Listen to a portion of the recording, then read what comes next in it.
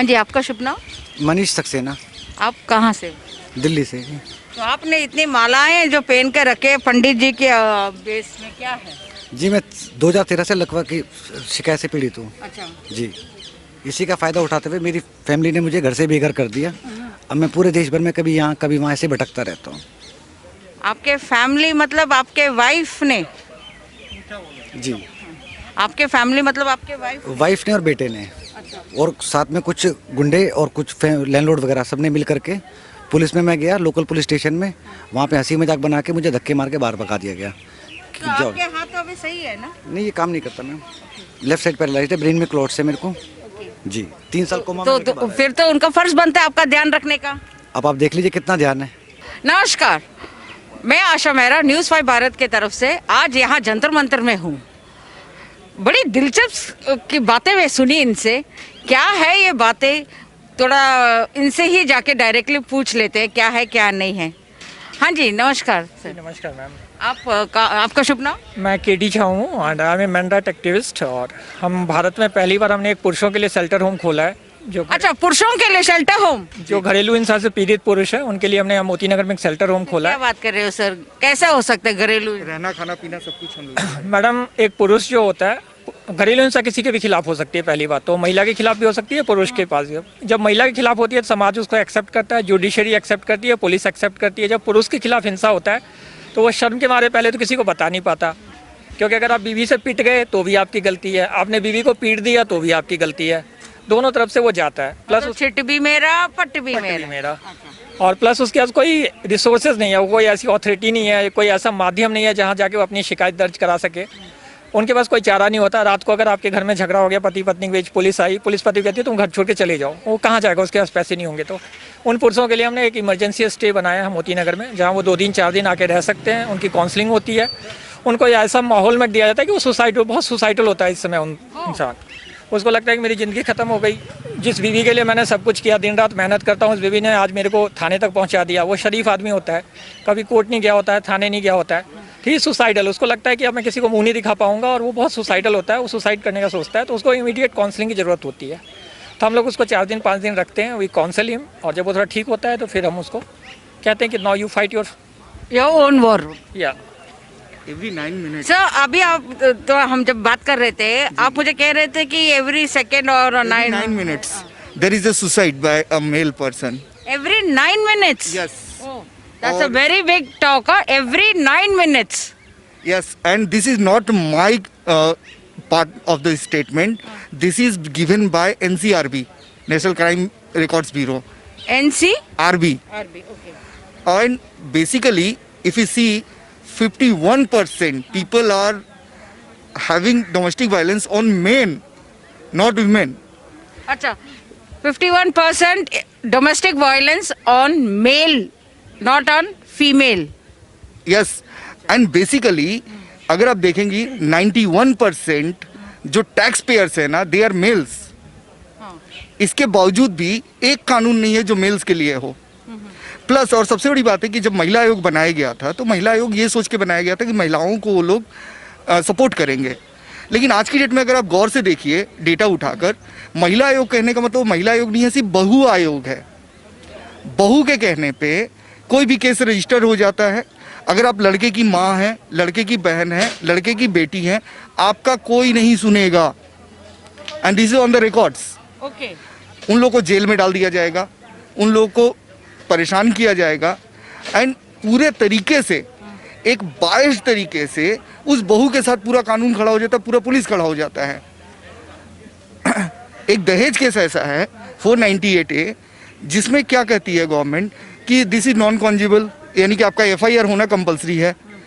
This is non compoundable, यानी कि लड़की चाहे भी तो उसका केस वापस नहीं ले सकती, ये स्टेट की तरफ लड़ता है इसके लिए। This is non bailable offence, ओहो, non bailable. And this is the only act जहाँ पे अरेस्ट रेट सबसे ज़्यादा है आफ्टर राइट्स में जो अरेस्ट रेट है दैट इज 5% पर केस। इसमें 2 से 3 लोग पर केस है। और इस केस में ऐसे भी हुए हैं, आपको सुन के शायद हंसी लगेगा, this is matter of joke. आप बोलेंगे कि एक जनरल केस में कि ये जोक है, कुत्ते का का नाम भी इसमें आया है। कुत्ते का नाम। सोमनाथ भारती थे, दिल्ली के एमएलए थे आम आदमी के। जब उनकी बीवी ने उन पे केस किया था तो उनके कुत्ते को अरेस्ट कर लिया गया था दिल्ली पुलिस द्वारा। कि कुत्ता भी प्रताड़ित कर रहा है दहेज के लिए। घर के नौकरों को अरेस्ट कर लिया जाता है, पड़ोसियों को अरेस्ट कर लिया जाता है। मैडम 6 महीने के बच्चे को जेल किया गया है, और क्या बोलूं आपको। कुंवारी बहनें, ऐसे भी केसेस हुए जहां कुंवारी बहनों को अरेस्ट किया गया, उनकी शादी टूट गई। क्या वो महिला है कि नहीं? सीनियर सिटीजन, उनके ऊपर कोई भी अलाबला, आपको मैं दिखा सकता हूँ कई केसेस है जहाँ पे लड़की ने ये लिख के दिया है कि ये मेरे ऊपर रेप केस कर रहे हैं। लड़की कौन रेप केस कर रहा है? रेप अटेम्प्ट किया ससुर ने। अच्छा। इवन बेड रिडन ससुर है। मैं अभी रिसेंटली मिल के आया था, जो बेड रिडन है, लड़की उसको पाँव छूने गई है, उसने उसके सर पे हाथ फेरा है। Girl has written her statement कि वो हम मेरे ब्रा के स्ट्रिप्स को टच कर रहे थे। एक्चुअली नाउ थिंक, उसके ऊपर 354 लगा हुआ है उस आदमी के ऊपर जो बेड रिडन है, हिल भी नहीं सकता। 498 में कोर्ट्स की गाइडलाइंस आई हैं, जिसकी वजह से अरेस्टिंग थोड़ी कम हो गई है कोर्ट ने। इस वजह से अब जो वकीलों ने क्या किया है, जो लड़के होते हैं उसके फादर के ऊपर 376, देवर के ऊपर 376, 354 के मुकदमे लगाए जाते हैं ताकि उनकी अरेस्टिंग हो जाए। किसी भी तरह से उनको जेल भेजना होता है ताकि जब वो जेल चले जाए तो उनसे मनमानी रकम वसूली जा सके। अब यहाँ नोएडा का केस है, वहाँ लड़की चली गई थी घर से झगड़ा करके।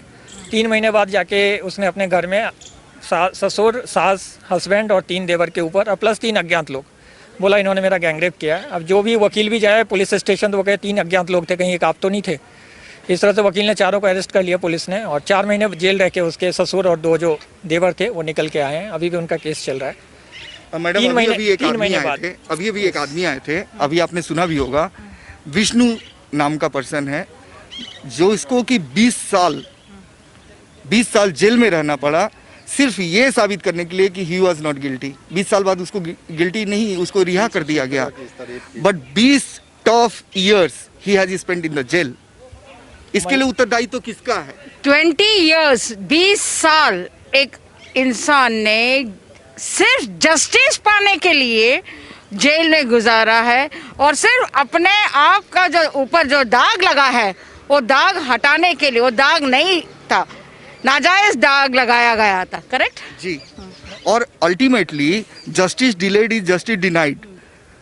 इसके लिए कौन उत्तरदायित्व है? किसको दिया जाए? कौन, who is responsible behind this?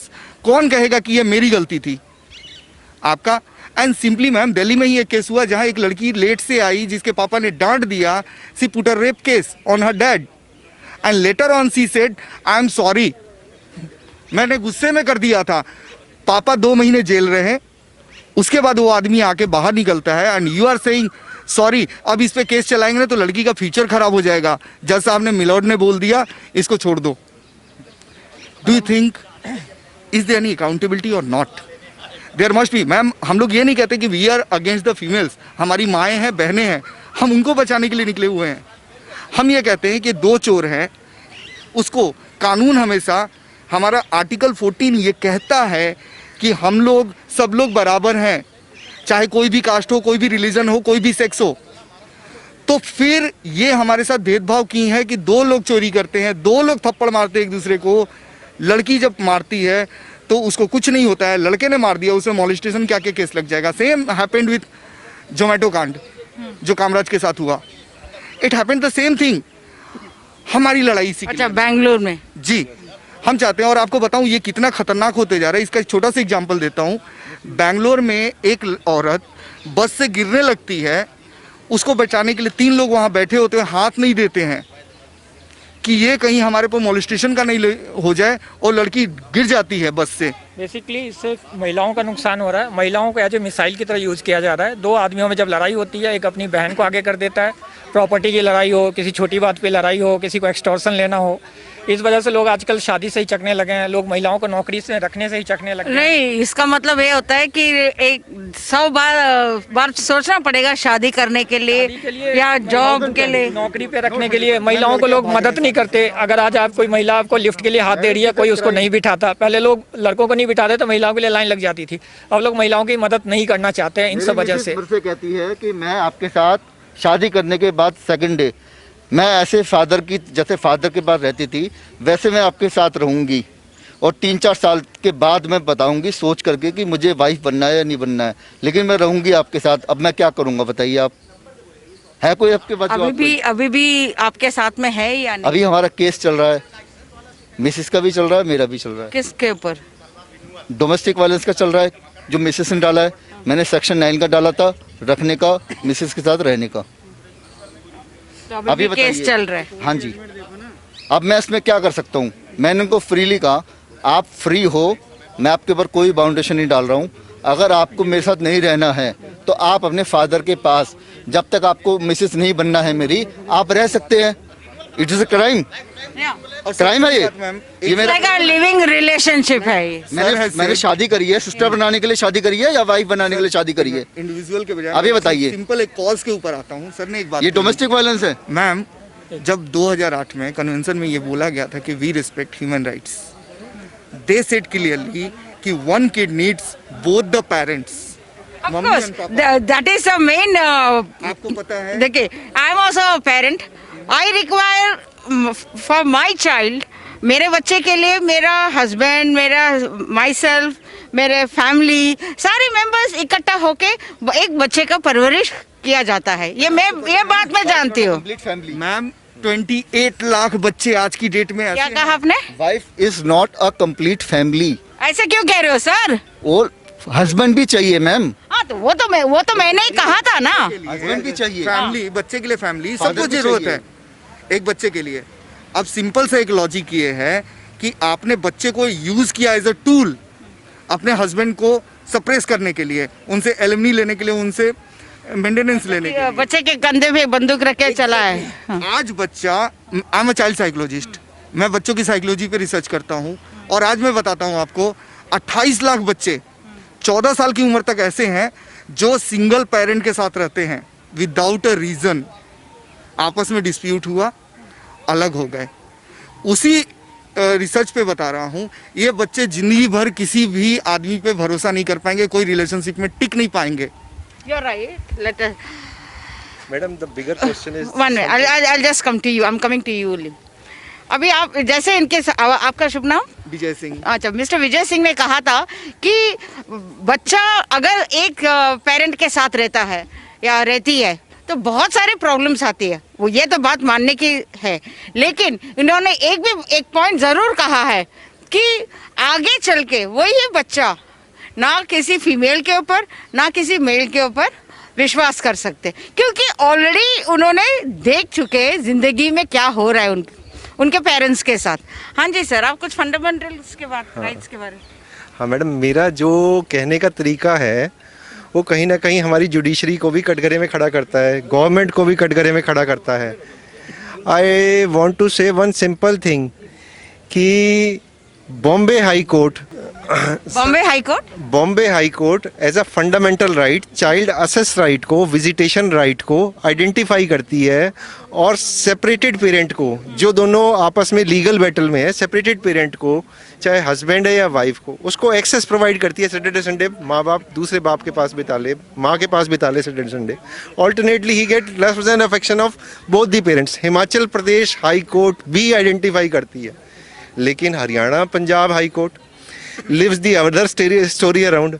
उनको ये कॉन्स्टिट्यूशन अलग लगता है, इस देश का संविधान अलग लगता है, वो रिकॉग्नाइज नहीं करते। ऐसा क्यों? हाई कोर्ट नहीं आइडेंटिफाई करता इस राइट को, दिल्ली हाई कोर्ट नहीं आइडेंटिफाई करता पेरेंट एलिनेशन राइट को। 2008 में यूएन कन्वेंशन इंडियन गवर्नमेंट ने साइन की, कुछ कोर्टों ने अडॉप्ट कर लिया चाइल्ड असेस प्रोसेस को और कुछ कोर्टों ने प्रोलॉन्ग कर दिया।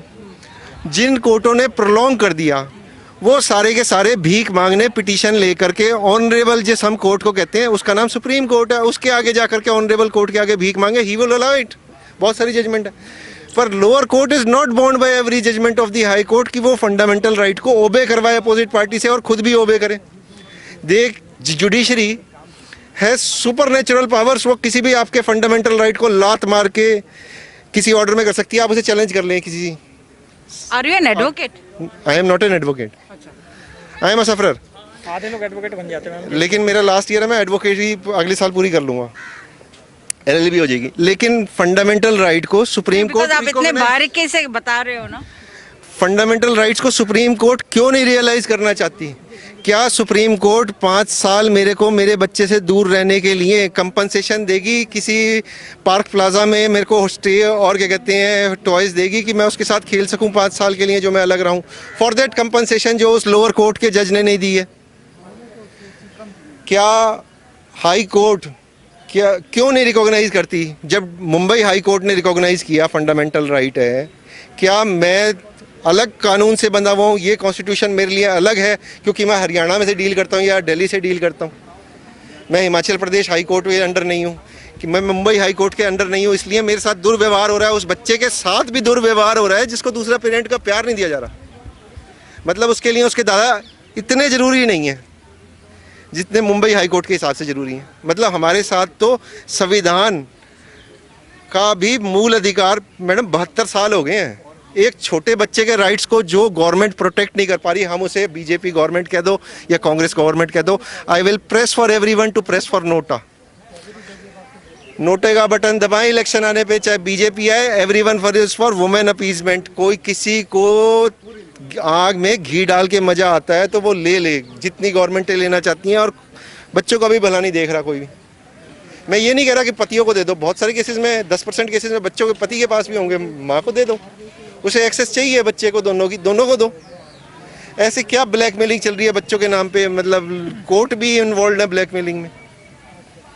What we get in this, अगर हमें पैसे होते ना madam, CBI versus Ketan Desai case था, मैं अगर डॉक्टर हूँ तो मैं चाहता हूँ कि मेरे बच्चे डॉक्टर बने, उनके ऊपर मेंटल प्रेशर रहता है और every kind of means are available. Ketan Desai ने बच्चों का मिसयूज़ किया एंड लास्ट में दिल्ली हाई कोर्ट ने जजमेंट दिया कि section 19 of prevention of corruption act में पहले केतन देसाई के खिलाफ सीबीआई को परमिशन लानी चाहिए थी केतन देसाई को प्रोसिक्यूट करने का। मतलब उस देश के नागरिकों को अगर सीबीआई ने एक जेन्युइन केस रखा है, न्याय का भी अधिकार नहीं है। आर्टिकल 21 के अंदर राइट टू जस्टिस है, लेकिन इस देश के लोगों को जस्टिस का अधिकार नहीं है। केतन देसाई केस उठा के देखो दिल्ली हाई कोर्ट गवर्नमेंट का। What we are getting in this world, मतलब अगर थोड़े से भी पैसे हैं वो बेच करके जाओ। वोडाफोन चला गया था इंटरनेशनल कोर्ट ऑफ लॉ में, इस देश को 20,000 करोड़ का टैक्स मिलने वाला था, बीजेपी गवर्नमेंट ने उसका टैक्स नहीं माफ़ किया था इलेक्शन के बाद, और उसका वो रिबट हुआ क्योंकि वो इंटरनेशनल कोर्ट ऑफ लॉ में इस देश के खिलाफ जाकर के, इस सुप्रीम कोर्ट के खिलाफ जाकर के एक जजमेंट लेके आया। लेकिन हम क्योंकि हमारे पास बच्चे हैं और जो हमें एक्सेस नहीं मिल पा रही, हम कहीं जा ही नहीं सकते क्योंकि हम इस देश के नागरिक हैं। हमें इस देश को तुरंत छोड़ देना चाहिए, जितने पढ़े लिखे लोग हैं उन्हें छोड़ देना चाहिए इस देश को, क्योंकि ये गए गुजरे लोगों का देश है जो सिर्फ वोट बैंक की राजनीति जानते हैं। आप ऐसा क्यों कह रहे हो कि छोड़ देना चाहिए? मैडम, जब सिर्फ वोडाफोन को इंटरनेशनल कोर्ट ऑफ लॉ से रिलीफ मिला, दैट मींस यू आर से, आप कह रहे हो कि इस देश का कानून इज बच्चों के लिए हैविंग रिलीफ नहीं दे रहा madam, zero value. Zero value. जो बच्चों को रिलीफ नहीं दे सकता वो देगा किसी को क्या?